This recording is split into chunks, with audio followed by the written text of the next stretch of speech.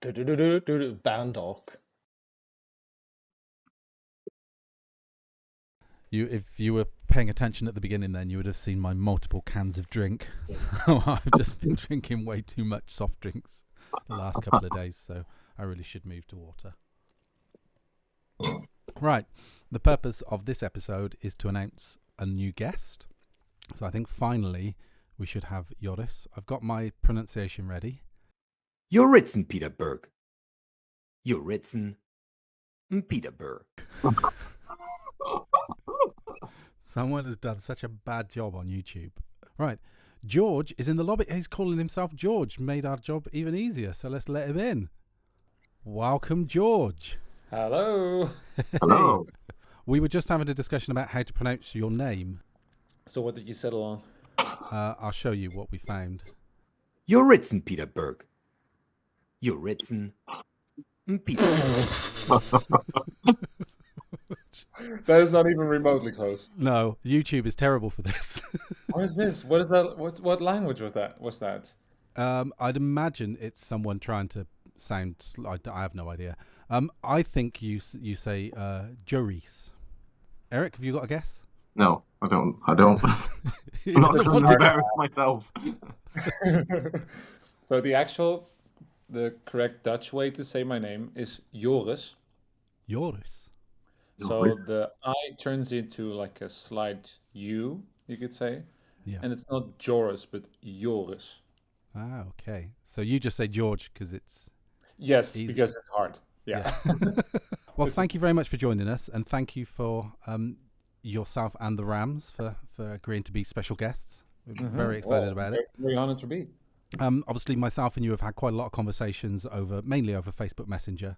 Sure. And I've filled in Erik where I can. I don't even say Eric's name properly, so I wouldn't worry about it. I saw the videos. Yeah, Yeah. You tried it once and then. In terms of pronunciation, you might be able to help us with something. How do you say Yeah, kapunt? I watched that video too. I was planning to explain that to you in this interview. You want a little bit of a backstory because Yeah. the venue used to be called De Duiker, which is the diver in Dutch. Yep. So they changed that from the Duiker to what it is now, and it's a C and then a dot, and you could say that C is like sea diver. There's something there. In Dutch, we call it a C is a C. So I would say zeepunt. Zeepunt. I quite like zeepunt. That's good. Should we But say I have to admit that it's for me, even as a Dutch native speaker, I don't really get it. Zeepunt. zeepunt?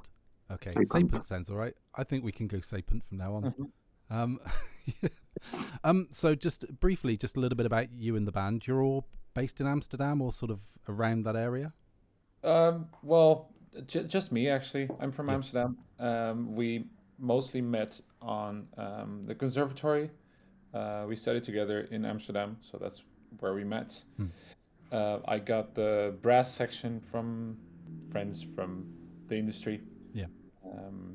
But we live in Amsterdam, The Hague, Utrecht. I'm trying to pronounce it in a way that you might know the towns I'm talking about. Eric knows this pain. Wow. Yeah, the Swedish names are also quite hard to pronounce. Yeah, so there was a core of 4 of you, and then you've added the saxophone and trumpet. True. And now you're kind of essentially a 6-piece. That I kind of got a feeling when I was reading on bios that it was like a little kind of super group. You're all from different bands beforehand, is that right? Yeah, that's true. Yeah. It's we're in a very small country now, and there are just a handful of good venues to play, but there are too many musicians, so it's just a mix around of the same musicians with different bands who play in the same stages. So Yeah. until just hope that the audience doesn't find out.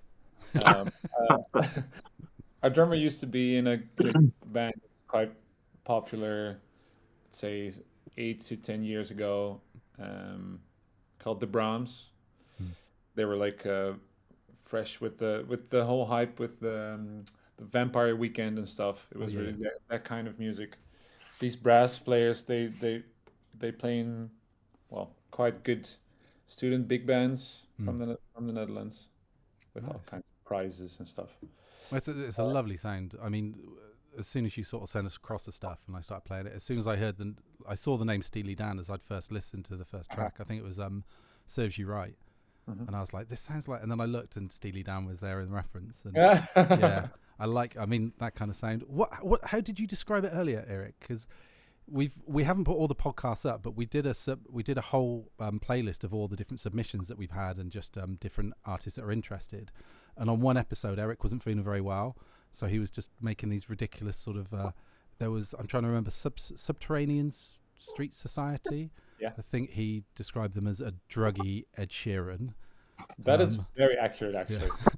All right, I've got 7 others. Or no, 6 others, I think. I'll tell you the description Eric gave, and you have to try and guess who the band is. Then. Ooh, okay. Yeah. Grungy Beatles. Grungy Beatles. That could be. That could be many bands. The grunge is very hip in the Netherlands right now. Moon?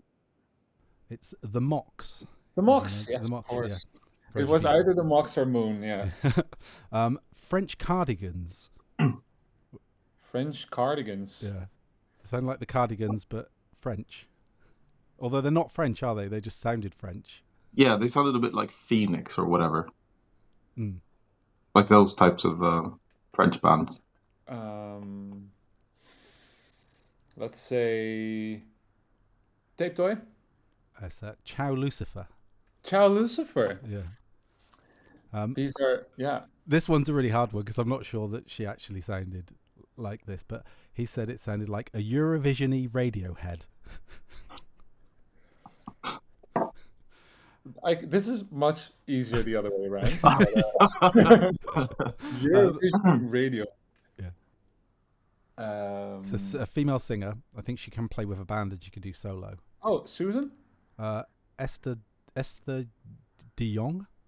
Esther de Jong? No, Yeah. I don't know her. I'm sorry. And then I'll tell you the last 2. It was a Valentino. He described as Sexy the Clash. I used to play in Valentino, actually. Oh, I should have done that one. Yeah. And then, all right, see if you can get the last one. A Swampy Van Morrison. Ooh, Swampy Van Morrison. Gangs of Kin? Oh, Gumbo Kings. Gumbo Kings. Yeah. Shit. So he was pretty accurate, I think, with a lot of them. Can you remember what you said about George and the Rams' new single? Yes, it was not comedy show. What's the other word? The sitcom. Sitcom theme Hall and Oates. Sitcom theme Hall and Oates.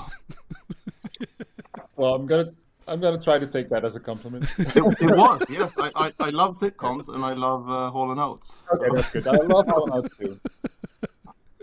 So yeah, that's basically. I think this is going to be our new thing. I think your descriptions have been pretty good, Eric.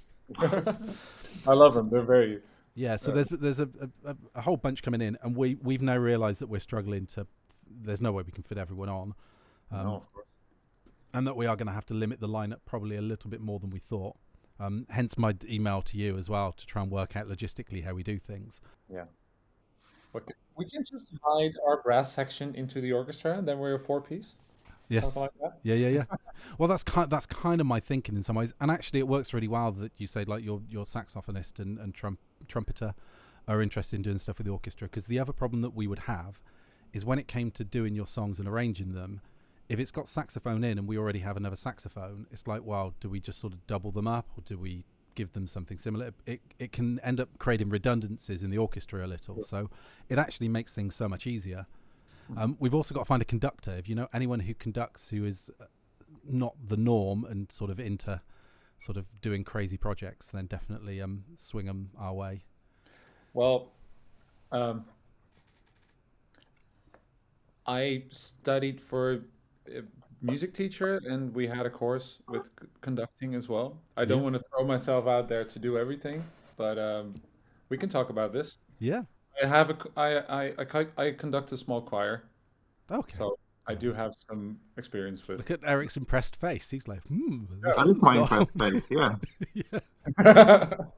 I'm like, I cannot do everything at the same time. So. Yeah, no. And well, with you playing bass and me discussing with you about the potential of playing bass, but then obviously, you know, there's maybe 18 to 20 songs. It can be overwhelming and how we sort of do it. Both myself and Erik can play bass as well. I, at a very basic level, can do it. Erik is really good at like guitar, bass, piano, any of those he can jump on. So we might look at some instrument swaps. It could be that if we find someone who says, look, I can do some conducting, but it's too overwhelming to do the whole lot, that we could find ways of people swapping and sharing. There's a whole bunch to consider, but it's really nice. I'm already writing your name down, conductor. I'm putting it in now in a faint pencil, and then to work out at a later date how we figure that one out. I can look around in my study group or just my network in general. Yeah. Well, I think this is kind of this is the way that these projects often go. The beginning part is really hard because we're trying to get people to come together out of nothing. You need some hooks to start with. Yeah. And as soon as we've got that, and as soon as we started getting some of the guests, like normally it's about 3 guests that we would then email out to everyone and say like, hi, thanks very much for sort of agreeing to do it. It's really good if you can then promote it on your, on your different social medias. Try to get, because we need people in the audience, we need people in the orchestra, and we sometimes need extra guests. We're lucky that that's pretty much been solved. Yeah, I'm pretty confident we can get it to work. But often what happens is as we move along, we might end up with loads more brass than we thought and less strings. We're going to have to just adjust it as we go along. But the moment we start having acts that have a vested interest in the show, like yourselves, you can then go out and you can speak to your networks, and it's much easier. It's very, very hard for us when we're kind of communicating with musicians to say, look, we want you to be involved as a guest for the show, but we can't book you right now because we're not sure we've got space. But could you see if you can find us other musicians to help us in the show? It's a lot harder for people to feel like they want to do it. Of course, yeah, but this project only works if people work on it who look forward to it. I mean, it's what was the punchline you had? It might be shit. It might be shit. Yeah. Yeah, it might be shit. But let's try to make it better. Yeah. I think that the good thing is if people gravitate and they're happy with that kind of statement, we know it's going to work. And I think one of the vibes I got off you really early on was, like everyone else who messaged me on Facebook Messenger, and you were like, here's my band, here's my link, I think it would work really well with an orchestra. There was something about the way that you talked that didn't feel like you were selfish in the way you came across. It felt that even if I said to you, I don't think we've got space, I still had that kind of gut feeling that you would go, not a problem, here's loads of contacts I know. There's something about the way that you speak that just made me feel that you're a really kind person. And these are the people that we have and that we involve in the orchestra. The orchestra is normally made up of really kind people. Do you agree, Erik? Yes. Yeah. Yep. Yes. Yeah. And very talkative people. Yes, very much. The Swedes are known for their talkativeness. Yeah. Yes. I did just want to sort of briefly just touch on songs and song choices and how we can make things work with you. We don't have to set in stone the songs we're going to choose now, but just to kind of give you an idea of like where we're at. Cool. New single, sitcom themed Hall and Oates. Yes. Makes perfect sense for us to do because it is a new single coming out. Have you got a release date for it? It's 2 days prior, actually. So that we can nail in. And the other good thing about it is it's 2 minutes and 42 seconds. Yes, it's very short. So that when we have artists that have short songs, it's so much easier for us to justify having a second song. When they're like, oh, we've got 6-minute odysseys and we want 2 of them, it's really, really difficult. It's pop songs, yeah. Yeah. So, no, it's perfect. So anything we put in. And then for me, the other 2 at the moment that I'm kind of gravitating towards would be Serves You Right and This Too Shall Pass. Those are the 2 that I find myself humming a lot. Uh-huh. Is it the title's actually This Too Shall End, but is that like grammatically wrong? No, that's me because I have a song called It Will Pass. Yes, yeah. Yeah. I've always been wondering this. I mean, This Too Shall End is actually right. That is correct. I put it in like that because I have got a song called It Will Pass, and as I mentioned to you, it's like it feels to me like the lyrical brother of it. Yeah. So in some ways, I think This Too Shall End would be a really good one to do because we could actually then maybe after you finish, we could play, or even before could play it. Yeah. We can And so, cross into yeah, your song. we could even try and segue between the two. Huh? Yeah. I don't know who's your arranger between you two, but It's both of us, but Eric at the moment on these challenges takes the lion's share of that, while I do the lion's share of the admin. That tends to be the way we are with Cool. it. Eric is Yeah. incredible at admin, but he doesn't want to do it. He's so organised. Eric, have you booked up your flight to the gig yet? I'm gonna say no because that's what I keep saying. I've not done that. I That is think on- usually what happens is Sean sets up the projects. He's good with the like starting things, putting the stuff in tempo in Sibelius and stuff, and then I do most of the work, I guess. And then Sean does most of the other work, the boring stuff. We like like a good- musically. I think we have like a top and tail with it. I'll set up the projects. I'll sort of get all the tempos there. Any ideas I've got, I might dot in. Eric Yeah. then takes over and does like the main arrangements of it, and then I'll listen to it, and then I'll kind of adjust things if I hear anything extra. So we've got a really good sort of working. It works. It's I think the way we do it. it's basically I get it done, and then you put triplets in. Yep, that'll be the 6/8 with strings. Turn everything into that. Yeah. Yep. That's pretty much it, I think, at the moment. I'm really excited working with you. I'm really looking forward to meeting you and hanging out. I think you guys are really lovely. You seem all really nice. Try to I be. certainly will be in touch again, and we'll chat to you more about like the conducting and the bass and just the logistics with everything else. And whether you- I'll look at my network for what are other pain points, or how do you say that? yeah, no, pain points works. Yeah. Pain points in the orchestra. What are you looking for? especially? We at the moment we have no woodwind. We need a bit more boosting on the brass, and just more strings are always useful. Give me a sec. This is where he produces like. I thought you were going to just produce like a cello. I could do a little bit of this. No, I want to write this down. Yeah. Woodwinds and strings and Yeah, we're kind of in terms of woodwind at the moment. Unless we get more funding in, and then we can expand the orchestra. It's a 20-piece orchestra that would be 3 woodwind, 5 brass, 11 strings, and then 2 in the band. That's kind of the way. But every single musician that is in a guest artist that is involved in it increases an extra number that we can have. If that makes sense. Yeah. You know, so if we end up with 10 musicians from all the guests playing in the orchestra, then it's a 30-piece orchestra. Because financially we can then make that work. So yeah, we can't score the stuff properly until we get the orchestra roughly in place. Yeah. So yeah, it's a chicken and egg scenario that we're yeah, in. that's Yeah. that's the perfect words. And how's it going with funding? Do you have any help? in So that sense in the Netherlands. we did hear back from Kunstenbond, and so I was talking to Eric about this later. Be interesting to get your opinion on the email that we received and whether you think Eric thinks that they were telling us that we're insane. I think they were telling us that we're really lovely and they support us, but they can't publicly support us. They said, "Dear Shaun and Erik, thank you for your detailed explanation. Sounds like a very nice project approached with heart and seriousness. Good luck and have fun." That was it. Yeah. Do you know the context? This is basically after they told us not to do it in the last email. They said you shouldn't do it. What they're doing is they're pulling their hands away from the project. Mm-hmm. We have some rules in the country, which are very strict rules, which are not followed by 90% of the country. And I can't say this out loud because it's just what's going on. We have a standard fee for musicians. You've read about this probably. Which it's called the Fair Practice Code. Yes. And I think they raised it to 310 euros per musician per night. That is true.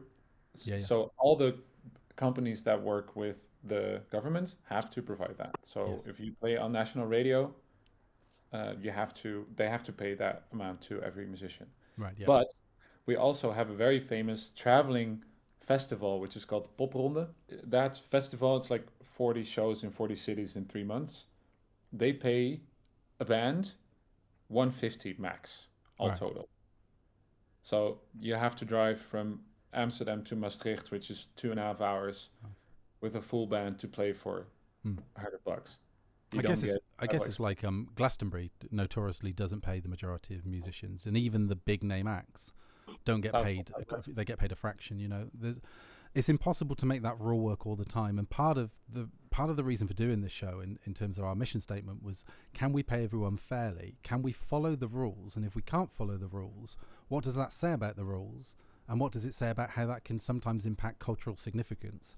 Is there another way of doing it? Could it, could it be that there is some way of putting, these are the strict rules that are in place, but these rules are allowed to apply if there is evidence of cultural significance that can be made? And how do you measure that? There's a whole bunch of things with it. Cool. The reality in the Netherlands is that there are rules and there's a reality. And in reality, there are just lots of musicians who get underpaid but still feel fine, because it's just the way the system works. We are not expecting to be paid 310 euros per musician every show we play. That's just not. If you ask the musicians, they won't find it weird that you cannot comply with these rules. No, but I think the fact that we're trying to do it so properly hopefully goes in our favor for them to realize that we care about it a lot, that this isn't something. And I hope it goes to show, that Erik and myself are being paid the same rate. So it isn't like it's not like someone is hoarding the money and running away with a big bag of money. You have all the expenses on your website. I read it already. Yeah. So you're very open about the finances. Yeah, and we're trying to be like, I think we just want to just shine a light on the entire thing and just expose it exactly as it is, to say this is how it's done. And even if the show for some reason doesn't work, we've got a good article in like Vice or something of, I tried to form an orchestra in the Netherlands and it didn't work because of this. Yeah, but I asked about the fundings because there are a lot of subsidies you can write to. So we spoke Fundings. to Fonds Podium Kunsten. Yeah. They came back and said, I'm afraid that our fund cannot support your initiative, and in other funds we do not know where you might find a result. Maybe the local authority of Hoofddorp can help. But I also there have my serious doubts because of the short time that is left before the concert takes place.